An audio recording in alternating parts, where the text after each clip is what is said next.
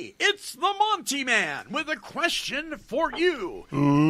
Have you ever felt driven to do something you knew was wrong, but just couldn't help yourself and you did it anyway? I don't know. How responsible were you for your actions when the proverbial hit the fan? We're going to address these issues and more coming up on this week's Take 12 Recovery Radio Show.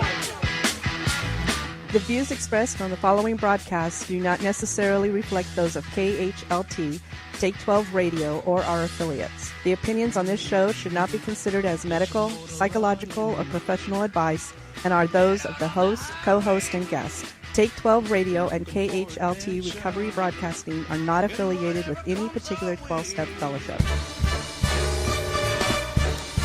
Are you ready, spaghetti? Gotta get cute this morning, sweeter than a morning snack. Guess who would like some brew? Oh, and make that coffee black. Welcome one and all to the great reality here at the Take 12 Recovery Radio Show with Tony J. Morning, y'all. Bruce H. Morning. Marv R. Howdy. And of course, me, the Monty Man. I'm snazzy as a Cadillac. I'm up, so grab your cup and let's have coffee. Lots of coffee. Lots of coffee. Lots of coffee. Make that coffee black. Yes. Mine is actually black today, too. It is? I need it. Black today. And next week, we are actually going to play the entire 4-minute song, Coffee Black. It's 4 minutes? It's 4 minutes. Wow. But we're not going to play it at the beginning. We're going to play it at the end. Oh, okay. I've gotten 6 emails just in the last month wanting to hear the whole thing. So we are going to torture you and put you through the entire. Are you going to 4 sing? minutes. Are you going to sing with the whole thing? No, I am not. I was wondering the same thing myself. I am not. It's from a musical, so it's very interesting. What does snazzy mean, anyways? Snazzy? I'm snazzy as a Cadillac. Yeah, that part. I'm snazzy. I mean, I'm happening. I'm groovy? Cool. I'm groovy. I'm snazzy, man. Brady Bunch. I'm dressed right for the part. I'm just snazzy. I'm going to use that today. I'm moving in the grooving. Bop, bop, bop, bop, bop. Snazzy. Yeah, I think of it as dressed. Yeah, dressed up in a okay. snazzy Nice. way. Okay. You got your zoot suit on. Yeah, you your look hat. snazzy. Yeah, you look snazzy, man. These are some snazzy slacks you're wearing there, boy. Snazzy. All day today at work, I'm getting new snazzy. How far back do you think that term goes? 20s? Like 50s? 30s? Oh, 30s? Probably. Don't look at me. Maybe 30s. Maybe. I don't know. The Flappers. Maybe. I don't know. The Flappers. What is that? You don't know the Flappers? No. Oh my God. Yeah.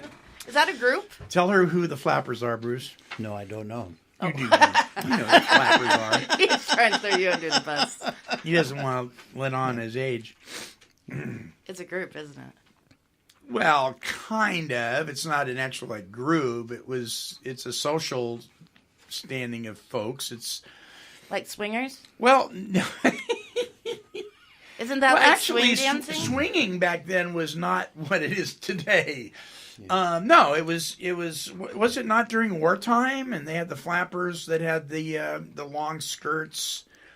I thought those were like. Are those the Flappers? The bagpipes. No, not the bagpipes. Oh Jesus! Look at them. Okay, anyways. You'd have to ask my sister. No, they had tight hats with little feathers in them, and they had the gold sequined dresses that were kind of tight and went all the way down to the ankles. That was the 20s. Yeah, it was 20s. That was the 20s. The Flappers. Girls? The Flappers. Yeah. Yeah, anybody that was dressed like that would do, and they go into the swing bars and swing dance and do all that kind of stuff. So it's like a social group. They did a lot of that. What do they call that dance? I just had it. The boogie woogie. No, that. The Charleston. Yeah. The Charleston. Isn't it? See, now my head goes to a candy bar.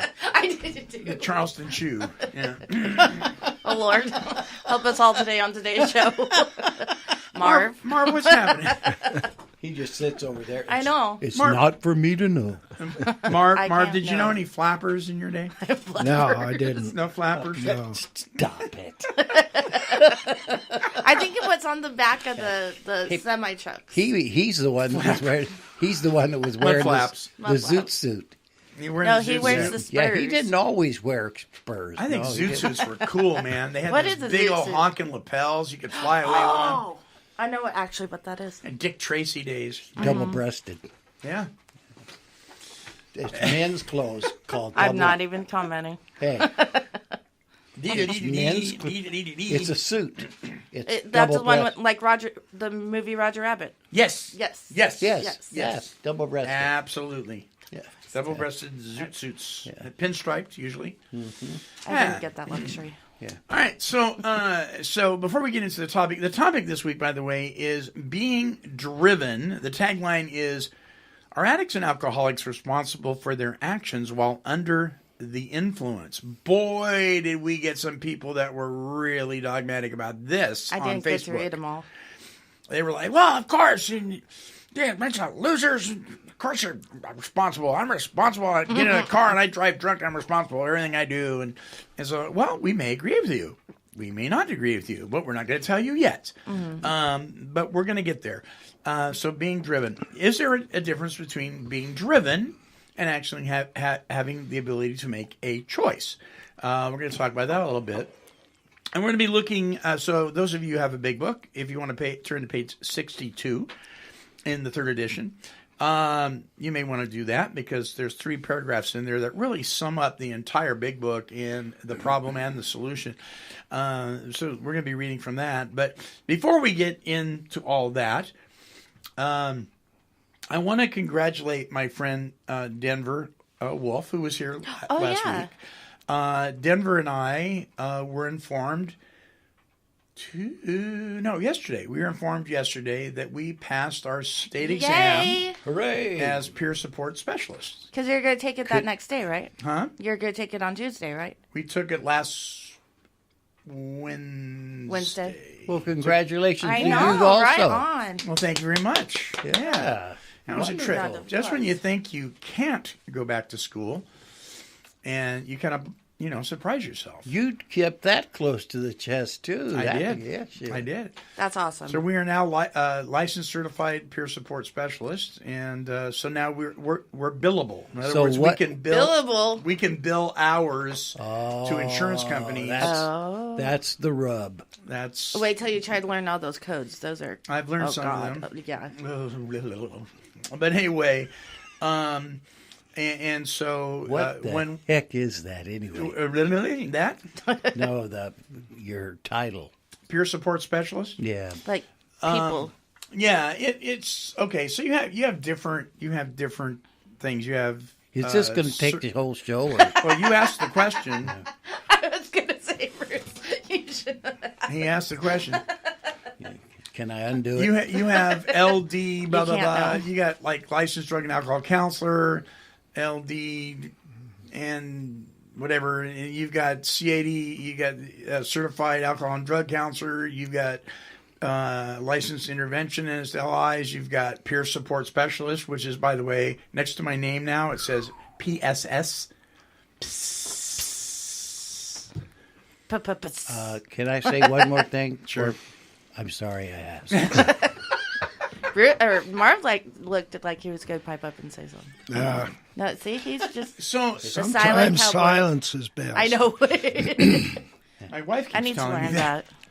that. So there are certain things that you have to be certified in order to bill insurance companies. Well, Monty, I'm an amateur brain surgeon, but I haven't been able to bill anybody.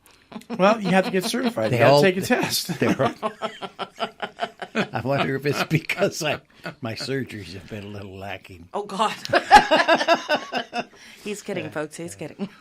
So, bottom line, what it enables you to do is it not just bill for services, but whenever we're present, whenever Denver and I are present in a treatment setting, those hours that we're with the clients can actually be billed to their insurance companies. If you're not certified in one of those areas, you can't do that. You can't do that. You have to be certified. But it's not only that, it also furthers your education. This certification is good for 3 years, but in that 3 years, we have to keep up on what's called continuing education credits. Mm-hmm. So we have to continually go back and take courses and to keep up with the evolution of addiction treatment, basically. Yeah, because things change daily. Yeah, it's like the tax laws. You got to keep up with. Yes, them you every do. year. Yes, you do. So it helps keep us responsible. It helps keep us accountable. And we are in line with SAMHSA, which is the Substance Abuse and Mental Health folks. And there's regulations and state regulations, and so now we can do that. And you have to take a grueling course, and then you have to pass the exam, and you have to renew that every 3 years. But so there, that's in there. You have to go with the HIPAA laws too, don't you? Yeah. Yeah. Well, peer support.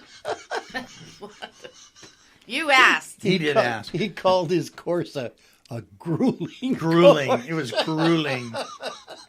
Actually, it wasn't grueling. Well, you figure when you bill an insurance, you got ICD-9 codes, you have diagnosis codes, you have all these codes, and if it's coded incorrectly, If it's coded incorrectly, yeah, they'll send it back. you got to do it all over again. I used to do insurance Is billing that a long right? time ago. Is Yeah, that right? it's horrid. And then they redid it to make it better, and it made it worse. Of course. Of course. We're finding out things about you. Did you hear what she was doing? Yeah. So actually, That's no, my peer girl. support, a peer support specialist is not a court-mandated reporter. They are not. So no, we don't have to follow that procedure. But however, the organization you work for, if they deem you a court-mandated reporter, which the organization I work for does, Adult and Teen Challenge, and they follow HIPAA laws, then you have to follow the HIPAA laws. And the HIPAA laws have to do with confidentiality and all that kind of stuff. That form you sign every we do. time you go into the doctors. Yep. Every time. Yep. So there's that. Aren't you? Isn't that interesting, Mark? Yeah. He goes, I just ride a horse. So you got to learn things about the amygdala and the hippocampus and the thing. And I don't know about that. there's all sorts of stuff you got to learn. All right. That puts new meaning to the terminology. Keep it simple, Stephen. Right. Tell me about it.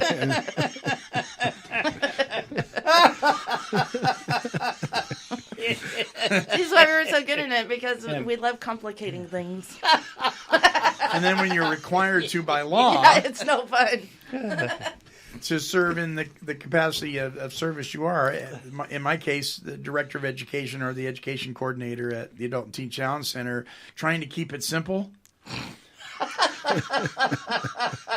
That's why it's Can you keep? PPS. It's hard keeping it simple to keep it simple. Yeah. It's very complicated. Normies are like, what are they talking about? Oh, dear me. Anyway, so congratulations to Denver and yeah, good job, Denver. yeah. He was really nice. He did really well. Yeah, last he week. did well last week. Yeah. Yeah, he's gonna be back. He was like you, Marv. He was like the quiet cowboy, but Hmm. a wolf. He was a wolf. Yeah. Wolfie, actually. Wolfie. Spell his name The wolf. W-O-L-F-E. See, The wolfie. Not only are you mad, but you have a reason to be. You're a wolf. Oh, gosh. And we also learned that wolves in the wild don't live very Yeah, long. they get screwed.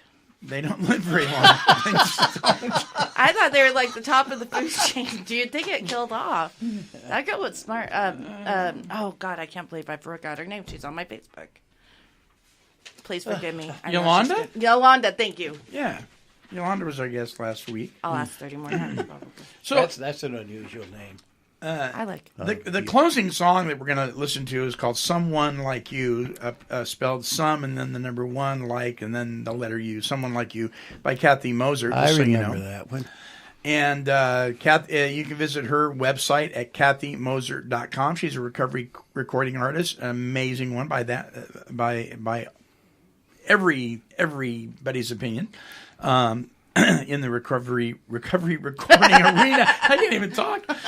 So visit her website at kathymoser.com, Kathy, MOSER.com. You can get all sorts of her music there, and she's got free downloads and everything else. So we're going to be hearing her song at the end of the show. So when we come back, Being Driven will be right after Take 12 Trivia.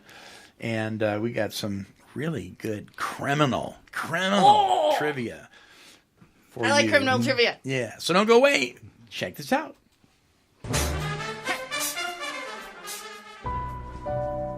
When I got back from Iraq, I just couldn't shake the guilt that I came home and 34 other men did not. There isn't a drink or a drug out there that could touch that kind of pain. Believe me, I tried. But when I heard a Teen Challenge story on the radio, I finally decided to get help. This program did for me what nothing else seemed to be able to do. It gave me hope.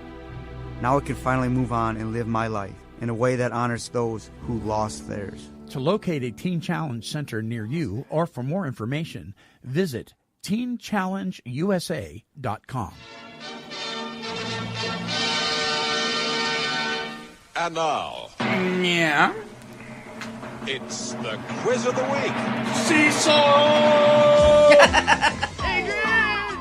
That's right, everybody. It's time for K-12 Radio's Quiz of the Week, sponsored by that recovery magazine, the 12-Step Gazette.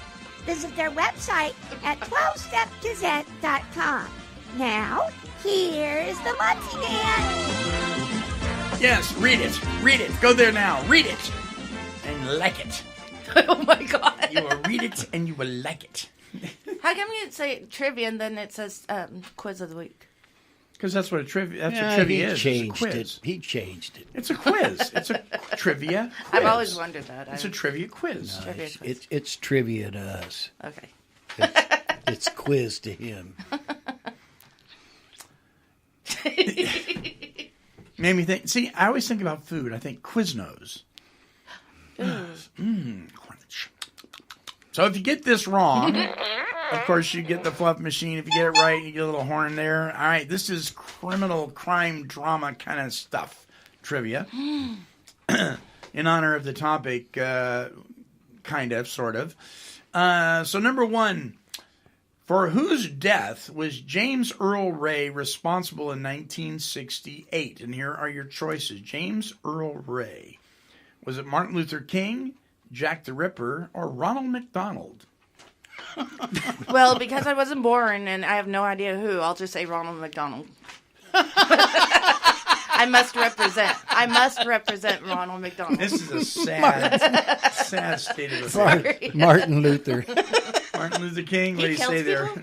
Martin Luther. Martin Luther King. Tony, you are so off.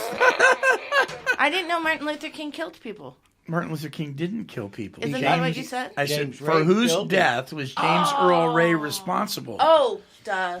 Put on your listening ears. That's why I didn't do good in history. Yeah. Bruce and Marv got it correct. He was on that balcony. We just had Martin Luther King Day. Mm-hmm. Oh, Tony. I'm All so right. glad Tony's here because now she's getting it. Yes. All right, number two. Which criminal was known as Scarface? Was it Jack Ruby, Al Capone, or Lee Harvey Oswald? Capone. Bruce says Al Capone. What do you say, Tony? Capone. Capone. You guys are correct. It was Al Capone. I went with him. I had no idea. Great movie, by the way. Scarface. Number three. What type of person may have been referred to as a cut purse? A cut purse. Here are your choices. A purse thief, a shoe thief, or a pickpocket? Pickpocket. Pickpocket? What do you say, Bruce? I'm going to go with pickpocket, and I've never heard the phrase. Okay. What do you say, Marv? I'll go with the majority. With pickpocket? You guys are correct. It is a pickpocket. Yeah. And what's it called again? A cut purse. Cut purse. Person who's a pickpocket is a cut purse. According to law There enforcement. was a movie, and I think it showed where they sliced it to get it. I as well just... Okay, never mind. Yeah. Nothing. Cut purse. All right, and here's your bonus. Are you ready? Are you ready? Big Caddy? What was the popular nickname given to the known murderer of 8 prostitutes in the East End of London from 1887 to 1889? Never mind. I'll guess. Okay. Here's your choices. Mr. Hyde, Jack the Ripper, or Sweeney Todd? Jack the Ripper. What do you say, Marv? Jack the Ripper. What do you say, Tony? Well, I go with them, but I thought you were first talking about the Green River Killer when you're like reading that starting out. Okay. Jack the Ripper. Jack the Ripper. You guys are correct. It was Jack the Ripper. Although Sweeney Todd was a very vicious. There's a movie about him. Where did you find this stuff at? I have a vault. If you was going to say that, I was going to argue. Yeah, no, it was Jack the Ripper, and there's that there, right? Boy, that was quick. That was quick. I know. That was quick. Well, I get this information from the Monty Man Vault. I know. It's a vault owned by the Monty Man. I thought you got it from Cecil. Oh, yeah. No, Cecil gives me suggestions, but I don't always listen. Kind of like my wife. Oh. Don't always listen. Whoa. Probably should, though. That totally contradicts what you said last week. Oh, did I say I listened to it? Well, every week's different. I'm a guy. I change it all the time. That is the most honest thing I've ever heard in my dang life.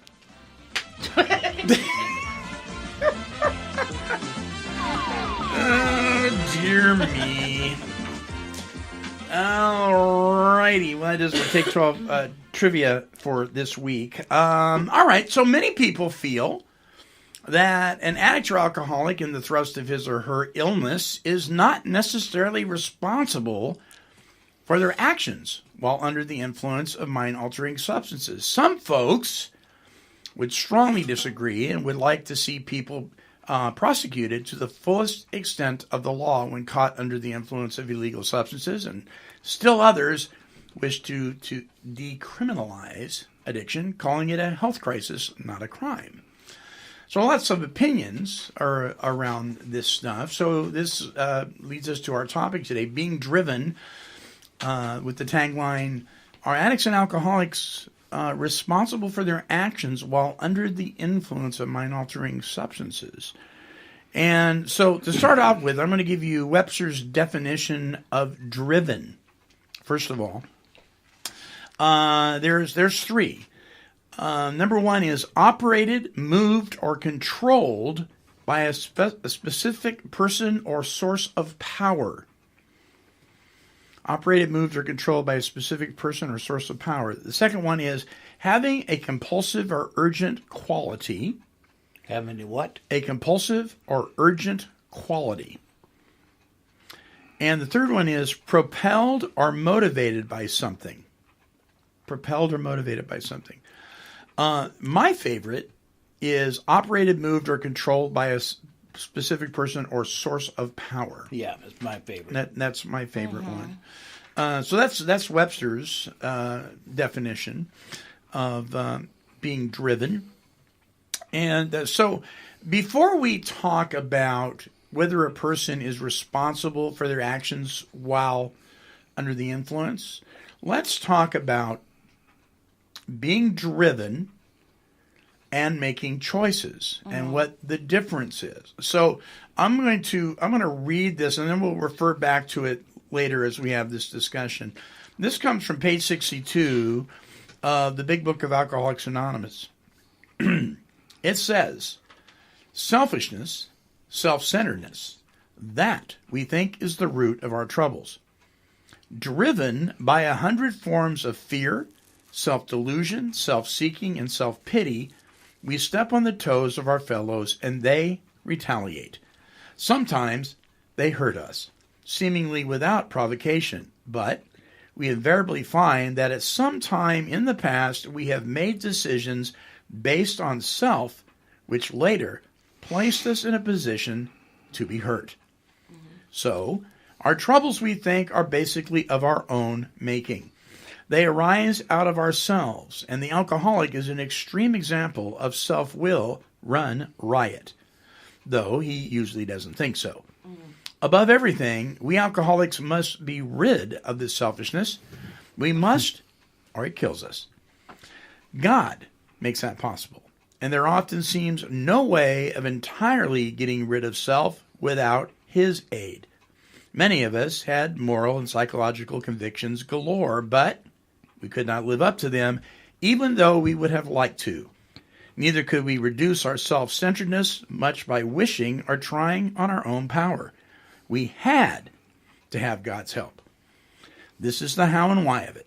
First of all, we had to quit playing God. It didn't work. Next, we decided that hereafter, in this drama of life, God was going to be our director. He is the principal, we are his agents. He is the father, we are his children. Most good ideas are simple, and this concept was the keystone of the new and triumphant arch through which we pass to freedom. That is a very, very powerful statement that sums up the problem and the solution. Yes, it does. So if you were to condense everything that was in the big book into describing the problem and the solution, there it is. But the big book's a little tricky in the fact It is that tricky. there is a lot of times that they give the problem in They different do, words. because Bill did that. Yeah. Yeah. But if you go on, it might not be on the same page, but very close behind that will be the solution. Yeah. He's a real artist at doing that. But that's all on one page. So the sentence here that is intriguing to me is the second sentence in the first paragraph. Driven by 100 forms of fear, self-delusion, self-seeking, and self-pity, we step on the toes of our fellows and they retaliate. So if we go by Webster's definition of driven, it is a powerful, powerful force, is it not? Yeah. Yeah. So, Bruce, talk to us about your viewpoint of driven, being driven. In compared to our addiction? Yeah. Okay. I believe that once the obsession has been locked in, you've placed yourself beyond human aid. And what I mean by that is that now you're being driven by something. And you're being driven by that obsession, that crazy idea, no matter how it comes into your head, that this time you'll be able to manage and control that drink and it won't get you in trouble. You'll just have one. You'll just have a 6-pack. You won't go out. You see what I mean? Whatever that, how it comes out, you're being driven to do that. So you're actually reaching out and taking the drink, but you're being driven by this obsession. And this obsession does not conform to reason. Right. So you can't think your way through it. That's how you become powerless and it becomes powerful. So by that viewpoint, do you believe that when a person is driven like that, they truly are convinced this time will be different? They really believe it? Not every time. Not every time. You think sometimes they don't believe it, but they do it anyway because they're driven? Yes. Okay. Yeah, that's kind of weird. That is sounding. weird. It is weird because it can be both, right? Yeah, I think both things can be going on. I think they know in the back of their mind that something's wrong with this way of thinking, but they do it anyway. Yeah. So there's a statement that a lot of forensic psychologists use that say, once you know better, you will do better. I don't believe that. I don't know that that's always the case. No, I don't think so either. Just knowing isn't necessarily going to be sufficient to give you the ability to do what you know is the best decision. It's like trying to change habits. Right. You know what I mean? Well, wouldn't that contradict where it said no human power could relieve us from our alcoholism or whatever? Right, because then you're depending on human intellect Yeah. to make the decision. So I don't think what you just said was... See, right, what- so to know... I think it's harder for I think other once people. we know better, we have a better chance of doing better, but because maybe we didn't know better before, but it doesn't give us the power to do better without God. Exactly. Where I differ from most people is I don't believe it's the drinking. No, it's the thinking. It's the thinking Yeah. that's prior to the drink. Yeah, You because see this what is this thinking that's going on, this obsession happens when we're sober, not when we're because once we're intoxicated, there's no obsession anymore. It's been fulfilled. Now we have That's right. the craving going on and stuff. Yeah. See, that the obsession has one job and one job only, and that's going to get you to take that drink. So, Marv, have you ever been driven to the point where even though you knew whatever it was that you were doing was wrong, you just fell into it anyway? I made a conscious choice. I remember my last drunk, and how all the way to the tavern or the bar, whatever you want to call it, I'm saying to myself that I shouldn't be doing this. I shouldn't be doing this. This is wrong. Right. And I just went ahead and did it anyway. Well put, Marv. So here lies the fine line, the rub, or whatever you want to call it, between the difference between being driven and actually making a choice. That's right. And so some would say that Marv didn't choose because he was being driven by the obsession, and the tail was wagging the dog, and his car literally turned into the bar. Others would say what he just said. I'm going through it. I know this is wrong, and I do it anyway, and I make a conscious choice. So which is it? Which is it? Or is it a little of both? I think both things myself can be going on. I think that Marv, because I don't think he's crazy. Right. You see what I mean? When he's talking to you, that he did have this conscious, reaction. He knew that he was wrong. But I believe there was something driving him to do that.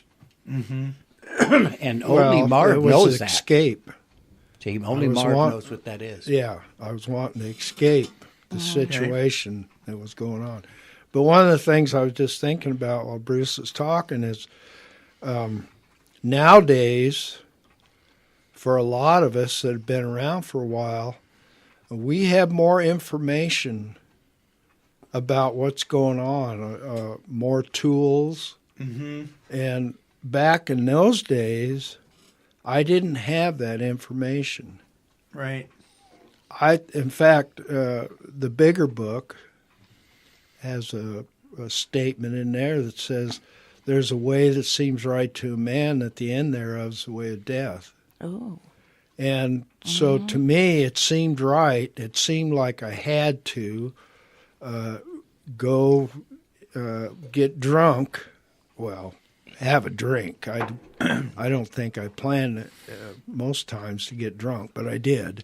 It seemed right because I had to escape. I had no information on how to deal with whatever it was that was going on at the time, and so that's what I did. So you didn't know that there were options that... All I knew is, like Bruce said a few minutes ago, I knew something was wrong. And because I'm self-centered and thinking about myself, all I could come up with was, you've got to do something to escape. See, that's he's nailing something here, and we're going out of what you're wanting to talk about into the next section. The solution. No, not the solution, but deeper into the problem. That the selfish and self-centeredness, that we think is the root. That's the cause of this alcoholism. See, this insane decision, like Bill called it now and then. He said that this insanity, step 2, that a power greater than ourselves could restore us to sanity. That's that insane thinking that's prior to the drink. It's not the insane thinking we get when we're drinking. And the book is crystal clear, and he's touching on that. And I want everybody to know that's the root cause of what we're talking about here. And you spelled it out real well, if people were listening, that he was thinking about himself. And he knew he had to escape. Isn't there more to it than that? You bet. I mean, again, without having information back in the day, we're born with the sin nature. Right. That's the root of the problem. You betcha. Well, whenever I have family members come up to me and they say they don't understand why we have that obsession. And the only thing close enough I can ever think about, and this is actually what I tell a lot of people, like friends, family, trying to help and everything, I'm like, it's almost the equivalency to telling you to stop breathing. Right. That's how hard that Right. obsession is in your head. You're going to do everything you can to keep breathing. Yes. And so, I mean, Yes. it's not the best comparison, but it's a very close one. Because if you stop breathing, you're like, I want breath. Does it matter what kind of information we have and what's going on if Marv is right that we're born with this sin nature, this selfish and self-centeredness, that even when we have the information, we're still going to choose this this way of living if it hasn't become bad enough because we all we're thinking about is ourselves? Well, that's why there are no normies. Mm-hmm. Because for us, it may be getting in the car when we know we shouldn't be, when going to the bar going, this is wrong, this is wrong, this is wrong, this is wrong, and then I got a drink in my hand anyway. To somebody else, it may be being irresponsible with their finances because that's the way that they escape. Somebody else may be gossip, I mean, whatever it is, some things scream louder than others, but it all comes down to, even illness can be traced back to sin in the garden. All illness. Because there was a time when that wasn't the case. So, yes, that's where it originated, and through the inherent sin nature, that is the root of the problem. That's what spurs forth selfishness and self-centeredness, is the sin nature. So it's when we know that and we get the information that Marv is talking about and we understand what's propelling us. But now we have to get the information, like Marv said. That's why it's a progressive thing to learn this. Then we can act upon it. But there's only one action. There's not 9,364. The action is, if you're that powerless, if you're going to do this against everything that you want to do, you don't want to, but you want to, and to wins out. Right. Then it's about receiving a power. When you're powerless, then you'll understand your need for a power. But you have to understand that. It's just like if we were talking in biblical terms, once you understand you need a Savior, you're going to seek a Savior. Right. If you don't think you need saving, why would you? Yeah. If you don't think you need a power, why would you seek one? That's right. So the Apostle Paul says very clearly, he talks about this.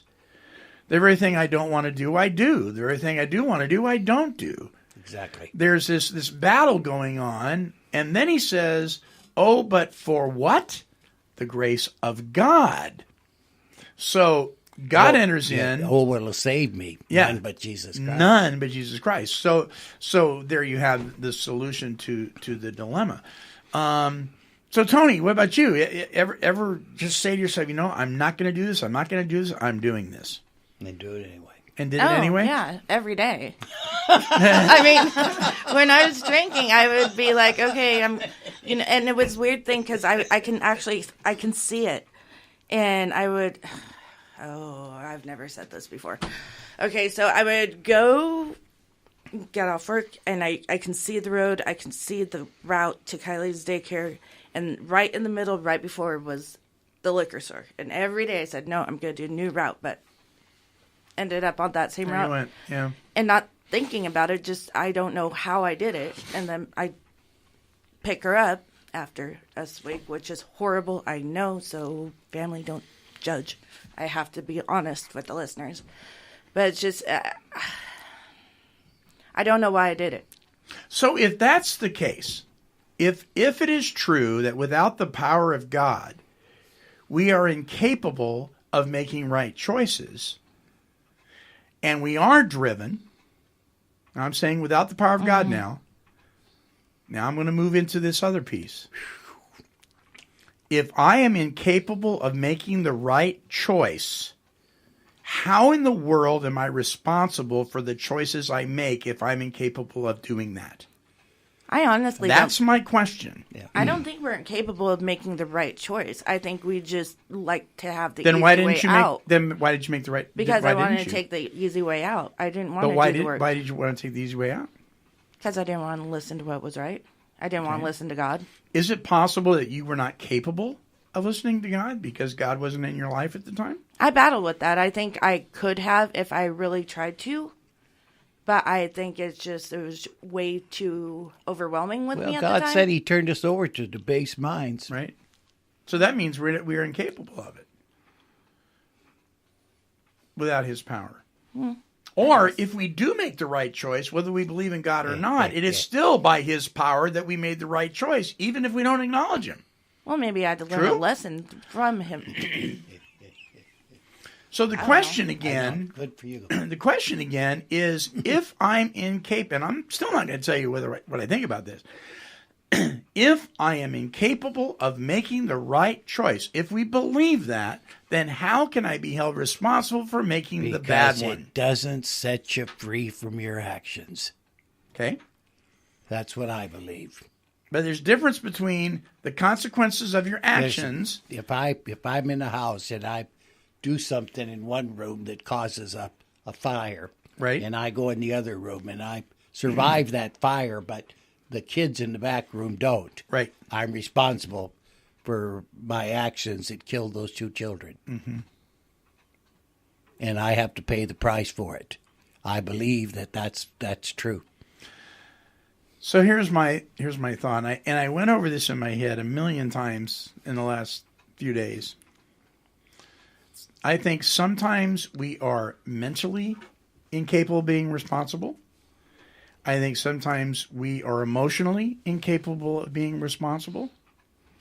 And sometimes we're even spiritually incapable of being responsible. But we are always, always morally responsible. So even though, here's the scenario. You got a guy who works at a liquor store, right? The boss leaves on vacation. The guy at the liquor store sells alcohol to his friends who are minors, right? They're underage. Okay. Illegal. The Alcohol and Drug Association comes along and pulls the license from the liquor store owner. You can't sell alcohol anymore because you violated the law. Did the liquor store owner violate the law? No, but his employee did. His employee did, right? But he didn't violate the law. He hired him, so he's responsible. But he is responsible. Even though he did nothing wrong himself, he is in a position of responsibility, and he knew that when he applied for his liquor license. He knew that when he hired the guy. So he's taking a risk, right? You got to take a risk. So he's taking a risk. And the responsibility, the courts and the liquor licensing board don't put it on the kid. They put it on the owner. So basically, we throw people under the bus to be able to, clear us of the actions of ourselves to put it on other people. Because I know I used to do that all the time. If I can throw you under the bus, I'm going to. Oh, sure. Sure, because we don't want to take So, responsibility. of course, he's going to be blamed for the actions of the other person because the other person didn't pipe up and say, I did it. It doesn't matter. It well, doesn't matter. exactly. Even if the kid said, you know what, nobody knows this, but I'm going to confess it because it's getting to me, the owner's still going to lose his license. Well, go ahead and finish your scenario because So I'm anxious to hear in this. in this case, the guy himself didn't do anything wrong, but he's still responsible. So morally, legally, ethically, in every way, according to the law, he's responsible. So now let's take a guy who gets in the car. He is an alcoholic. He is driven, and he drinks. Now he's under the influence. He would never get in the car in his right mind under the influence, but he's not in his right mind. He gets in the car, and he gets into an automobile accident, and he kills somebody. I'm not sure that's true. No, it happens all the time. It is true. It happens all the time. People get into their cars drunk, and they kill people. Happens every day. Well, I see what you're... Okay. Is that person responsible for the involuntary manslaughter, because that's what it'd be considered, of the kid that he killed. Is he responsible? Yes. You bet he is. You bet he is. It doesn't really matter that he never intended to kill anybody any more than it didn't matter if the liquor store owner intended to sell to a minor. The fact is, he's responsible. He is responsible. Good point. Whether you directly make the choices or the choices are made for you by the law, you are responsible. So both guys are responsible. Now, we don't like that. We want to decriminalize addiction. And I'm all for decriminalizing being an addict. But when you behave and the things you do when you are in your active addiction, harm other people, break the law, take advantage of other, the whole 9 yards, you are morally responsible for everything that you do. I'm glad that you said it like that, you're all for, decriminalizing addiction. Right. But not for the actions that you take. We have to See, be you're responsible. And if you're not, then we've got chaos. Yeah. And it says in the Bible, and I don't know why it keeps Well, coming in up. a lot of cases today, isn't that exactly what we have? Regardless of alcohol and drugs. Yeah. You bet. Yeah. There you go. Yeah. Exactly. Sorry to interrupt. So just because let's face it, right? For anybody to get up in the morning, sober now, to get up in the morning and make a list. I'm going to kill a child today while driving drunk. I'm going to lose my job. I'm going to divorce my wife. I'm going to burn the neighbor's house down. I'm going to do, the list goes on and on and on. For anybody to plan that out, we would consider that person insane, right? That would be insanity. And we would be correct. That is insanity. And so nobody wakes up, unless they're a sociopath, planning to do those things. But it doesn't make us any less responsible when we do those things under the influence or not. We're still responsible. That's right. It doesn't matter because when we do that action and that takes place, then we're responsible for it. Yeah. If we get in the car and we drive drunk and we run over somebody, it's on us. It's on us. It's on us.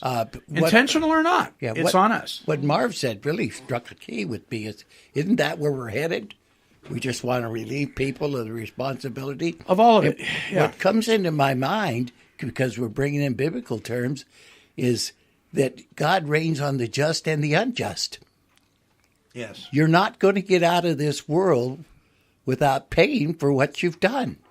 And now listen, this is for another program. We're not going to be able to talk about this much, but we're all going to go before Christ and be judged. Amen. All of us. Amen. The only difference is goes before the great white throne and the one that goes before the bema seat. Mm-hmm. Now we can have a show on that later on. Yeah. Because that really is. But we're all going to be judged. So here's the thing: across this nation, there are courts that deem a person criminally insane, or their actions they're not responsible for because of their thinking was one way or another, and they're remanded to maybe a mental health facility for treatment, or something happens where they are not prosecuted to the fullest extent of the law because they're deemed not thinking properly. Like the one that shot Reagan. Right. Exactly. He's probably the greatest example we can use. Mm-hmm.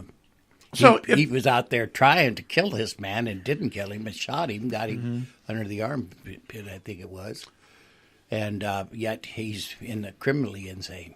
So there are people out there that would say, I don't care if the guy was born wired so badly that he can't make right decisions, or whether he actually did some things in his life that brought him to where he chose to make those wrong. They need to lock him up and throw away the key. What do you say to that?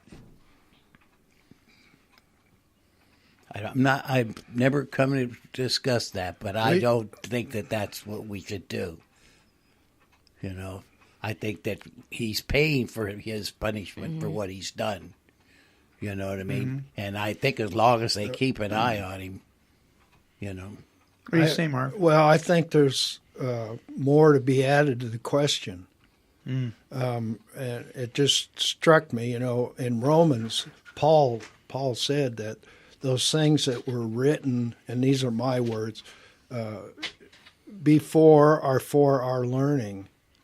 They're for our advantage, our education, for learning. Okay, so if you look at the Old Testament and what they did with those kinds of actions that we're talking about, is they killed them. There was no ands, ifs, or buts. So the other part of the question is how much is God's grace involved in today's world compared to the law, the Hebrew law, and how much are we to balance that out? I mean, you got, like we talking about, we got all kinds of extremes. Well, he didn't mean to do that. He was drunk. Right. And then you got the other side. Well, he killed 3 people in a car accident. Let's execute him. Where is that balance? Right. Right. And I think many times the outcry is fueled by frustration, fear, anger, especially if it was something that happened in your own family. It's understandable, So let's turn the table here for a minute. So you get the gal that has gone to the frat house and has drank too much, right? She went there knowing she was going to get drunk. She's going to party with her girlfriends, and then we're going to party on, and man, I'm going to get snookered. All premeditated. She's going to go do it. She gets drunk. She gets so inebriated that she gets raped. Is she responsible for being raped?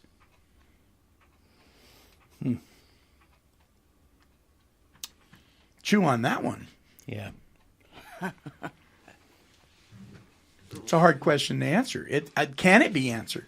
Isn't it possible that she's responsible for putting herself in a position where that would happen? I think that's true because I somewhat had a scenario like that. Yeah. So I have to look at both sides. Yeah, I did premeditate to go there, but yeah, that did happen too. So it's and I'm not saying that's no, right. No. I know. It's just you have to look at your own actions after a while and be like, yes and no. Yes, I put myself in there. No, I didn't deserve that, but that's it right there. Exactly. You just it's hit the it. but. And it's taken me just my recent forceps like 2 years ago to realize that his actions were wrong, but I put myself in that situation. So that's it. You are responsible for putting yourself in a vulnerable situation, but you did not deserve to be raped, even if you were Well, and passed that's out. why I didn't do any charges, because in the back of my head, I knew that I already went there. Right. I think God gives us that ability, and I think there's... Oh, gosh, how am I going to say this? But not everybody's going to think that way, though. And there are people that will say, well, she deserved it because she put herself in that position. And I'm telling you, nobody deserves that. I don't care what position they put themselves in. Now, do you take responsibility? Well, maybe I ought to stop hanging out at frat parties and getting drunk with the guys if I want this to discontinue. Yes. But did you deserve that? No. No. No, and I know that now. And on what Marv said about the before we switched over, about the second question to that, to the God part, right? It's hard to answer that because now nothing, no like state or federal or whatever, like law situations allows God in the building anymore, and so it's hard to compare the two because they will never answer that question. I have a question that comes out of your question that I'd like to ask, is that when we're talking about the Old Testament, aren't we talking about people that were looking to the cross, and so we're taking these actions, but now we're on the other side of the cross, and we're not going by those laws. I mean, Yeah, by but those Paul rules. Paul said they were written for our instruction. That we weren't to disregard. Right.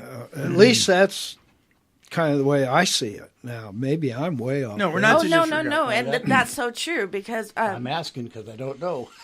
but in any type of setting, they'll say that's like a violation of something, and so they won't go on. Oh, so they're not going to listen to that. Yeah. Yeah, they're not don't going to wanna listen do to that. But Yeah. you're 100% right. They should. Yeah. Well, see, I believe in capital punishment too, where a lot of people don't. Oh, I believe in capital punishment. Well, so they did in the Old Testament too, very They did. strictly. I mean, they. And my You know, and if you want to, that's a whole other topic. But I'll tell you something. For people, for Christians particularly, that say that God stopped striking people dead in the Old Testament, and the New Testament he didn't do that. Well, you need to read the story of Ananias and Sapphira. And these are two people that they had some money, and basically the story goes they had some money, and a bunch of people got together, and God needed people to kind of pitch in to help, and all sorts of people pitched in, and they said they pitched in more than they actually did. And they got confronted, and they lied about it. It wasn't that they were bad people. It wasn't that they didn't pitch in. It wasn't all, but they lied about what they gave, and boom, the husband dropped dead, just like that.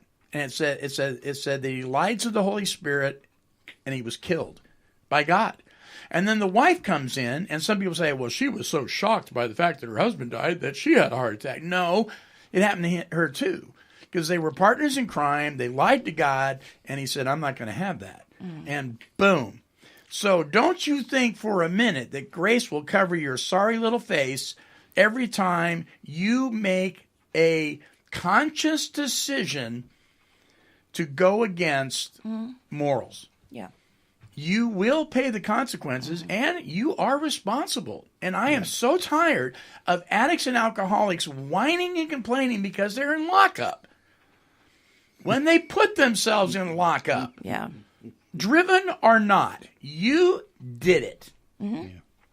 Now move on, deal with the consequences. Now you know better. Now find some tools so you can do better and start to depend on God so you have the power to do that. So let's back it up just for one quick second and go to what Tony said. You know, when you learn through this period of time and looking at yourself and the suffering of these addictions, you learn to do a thing that's very unusual, and that's to take your eyes off of everybody else that you're saying was the fault of these things, society and, you know, and the jail and the judge and your friend for getting you involved in all of this. Mm-hmm. You know, it's all their fault and it's not yours. We do a very funny thing at that point. We stop looking at them and take a look at ourselves. Mm-hmm. Yeah. And when you're able to take an honest look at yourself, then you see your part. And you're responsible for that. That's why you don't get cut loose. That's why, driven or not, that you pay the price. Yeah. Because you'll find somewhere in the past where you've made a decision based on self that placed you in that place. Yep. And that's how my sponsor did my 4-step each and every time we do it. I have to do the columns, but I have to do my part. And it's important to do it that way because then you learn a lot about yourself. Sometimes you need God now Oh, yeah. All the time you need God. to take a look at this. Especially with self-inventory. I don't think you can do that until you believe that there's some sort of higher power to actually do your 4-step correctly. Good and for keep you. doing it over and over and over again. Because there's always going to be something that pops up that you either God wasn't ready for you to work on or you weren't ready to work on. Right, right. So, And Marv, I still love what you said about that God part. I wish they would be fair like that. so one of the big problems that we have in today's society is people are not held accountable for their actions. And it starts very young. And it's a parent's favorite phrase, so the parent doesn't have to deal with it. It's next time. Next time. Yeah. Well, next time you do that. Well, next time you do that. And the next time they go, well, next time you do that. And the excuse is, well, to punish them for that or discipline for that right now, well, you know, it's their birthday. We put up the stop signs, and then when they run them, There's no consequences. It's not the right time. So their birthday or it's Christmas or, they did have that field trip they want to go on. So we're not, and so we use every excuse under the sun because we don't want to be inconvenienced as parents to discipline our children. Yeah. And then we end up raising a bunch of kids that they don't understand consequences because they were never taught. But here's another show. Oh, well, he did it because of the way his father treated him. You see what I mean? Mm-hmm. This is I'm getting myself personally tired. And it's not that those things don't have a profound effect upon a person's life, but we can't keep using that as an excuse to go on. Right. And people want us to change our conduct or our way of thinking on that. And I think that's impossible unless we have the grace of God, unless we have this new life that we get from God, and we're using that to take an honest look at ourselves. All these things happen to us. Marv is a really good example of this. He's had some horrific things that's happened to him in his life. But there comes a point in time when he knows that they played a part, but he's looking for the part that he played. I don't think a lot of parents can do that either, too. That's the hard part. Because I have a person... Oh, I see what you're Yeah, talking there's about. situations at... We'll call them Tim and Allison. Okay. Tim is learning the father role, and Allison is still in the... I'm not going to listen to you because I've never had consequences, and now it's blowing up in his face.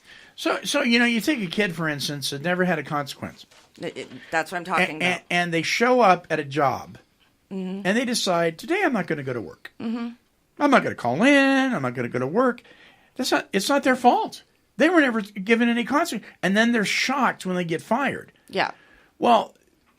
And then they don't know. They were never, and so it's our here we go back to responsibility. Mm-hmm. We have a heavy duty responsibility as people of sobriety, people in the recovery community, people who have learned better and have acted better to model that. But it's in all walks of society. It's not just in recovery or sobriety. No, I know, but it's a recovery show. That's why. But yes. So and part of the problem, the way I see it, and maybe I'm oversimplifying a little bit, is the exact people you've been talking about. Next time. Right. They're the ones running our schools. You betcha. In our courthouses, judges, lawyers. They're the same people now. Yeah. Bingo. Yeah. Bingo. So we are in quite the mess. So having said all that, let's read this one more time. Selfishness, self-centeredness. That, we think, is the root of our troubles, driven by 100 forms of fear, self-delusion, self-seeking, and self-pity. Now we step on the toes of our fellows. Stop right there and see, every one of those things are self. Self. See? Yeah.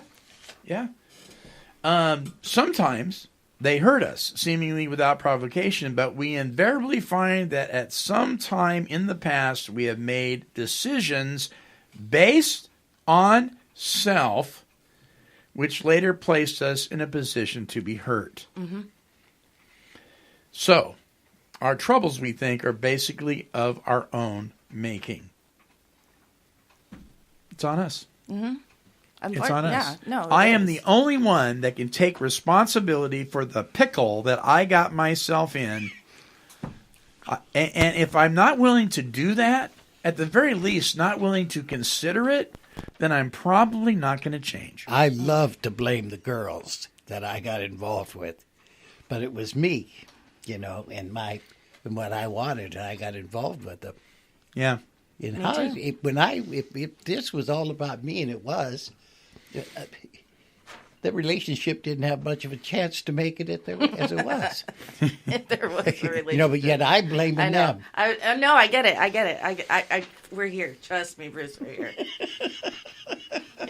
That's a whole different show. It would be a good show, though. I think it's this one. I think it feeds right into the narrative. So, we are driven. We make choices. Was I driven? We're incapable of making choices because we're driven. We're driven to making choices. It goes back and forth, back and forth. Ultimately, however, do alcoholics and addicts hold responsibility to their behaviors while under the influence? Absolutely, 100%, unequivocally, yes. Absolutely. And that has nothing to do, by the way, with decriminalizing addiction. Having an illness is not a criminal offense. I'm diabetic. Nobody arrests me for that. Yeah. But if I'm robbing grocery stores to get candy bars because my sugar level's down, I'm going to jail. That's right.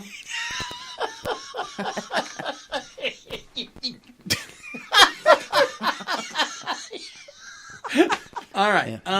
Okay, so we are at the end of the show, and please listen to our co-host here tell you about how to tune in and how to get a hold of us. Tony? You can listen and download all of our shows by going to take12radio.com and clicking on the Listen Online button or subscribe to us on iTunes. You can also follow us on Podomatic and download our app for iOS or Android. Being a member of Podomatic is free, and when you become a member of our Podomatic site, you can comment on the shows, click on the like button, and we ask that every time you tune in, click on the follow button. This helps with our demographics, and we can see your gorgeous faces and see who's enjoying the show. You can also visit our YouTube channel at youtube.com/Monty Meyer for hundreds of archived shows. All these methods and more are available at take12radio.com. Bruce, how can they get a hold of us? Well, if you'd like to send us an email and tell us what you like or don't like about the show, you can do that by emailing us at take12radio@comcast.net. Absolutely. So bottom line, here's Sammy Davis Jr. to tell you what we think about this topic. Ready? Here we go. Don't do the crime if you can't do the time. Ooh. There you go. Don't do the crime if you can't do the time. All right. The closing song. This is kind of this is a ballad, and you got to listen really close to this because she moves quick through this stuff. This is my good friend Kathy Moser, and you can visit her website at kathymoser.com for more recovery music from her. This is called "Someone Like You."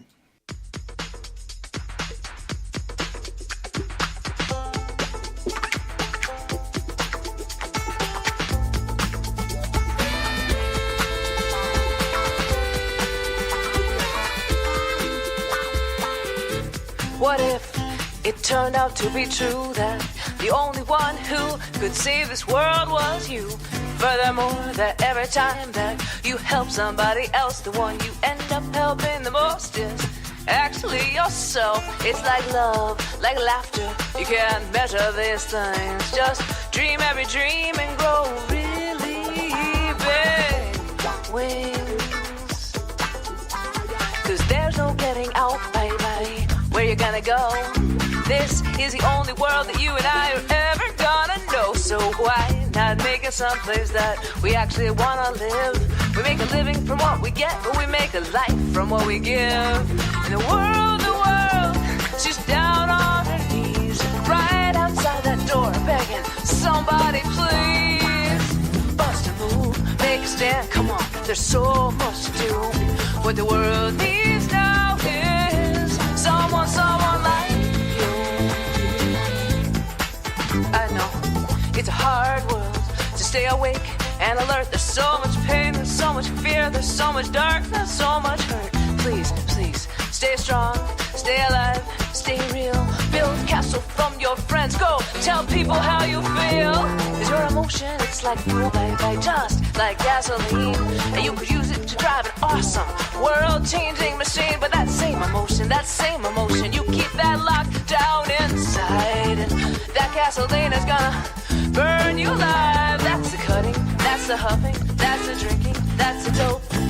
That's what we do when we feel like there's no hope. But it's a big fat lie. You and I've been told that there's nothing we can do, that this whole deal's remote controlled. But the world, she's down on her knees. She's right outside that door begging somebody please. Bust a move, make a stand. Come on, there's so much to do.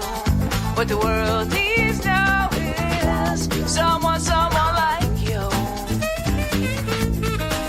Listen, kindness, it's so simple, but it's so seldom heard. And we've got kids dying in schools for one encouraging word. There's a reason, there's a power, there's a gift to being kind. What if someone had just been really nice to those 2 kids from Columbine? Cause the kids that don't fit in are gonna save the day. What we need right about now is people who could think some different way.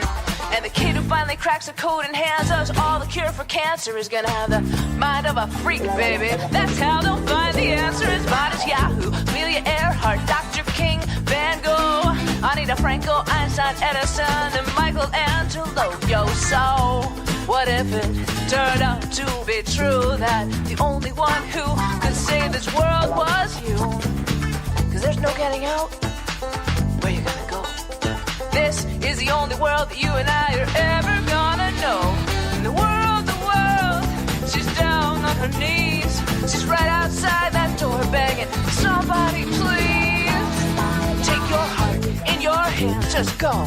Make one thing change. Once you do, I promise you, you will never be the same. Become a living example of what somebody had in mind when they named our species humankind. Must move, make a stand, come on, there's so much to do. What the world needs now is someone like you. Yes, it's true, you know we do. Someone like you. What the world needs now is someone like you. Kathy Moser, someone like you. Listen, you may be the only Jesus somebody sees. God may be calling you to be that someone like you, to carry his word, to carry his hope. Until our next broadcast, this is the Monty Man, along with our co-host, and we're wishing God's perfect serenity for you. Bye-bye now. This has been a broadcast of Take 12 Recovery Radio and KHLT Recovery Broadcasting. Oh, yeah! Make that coffee black! Kitty, kitty, kitty, kitty.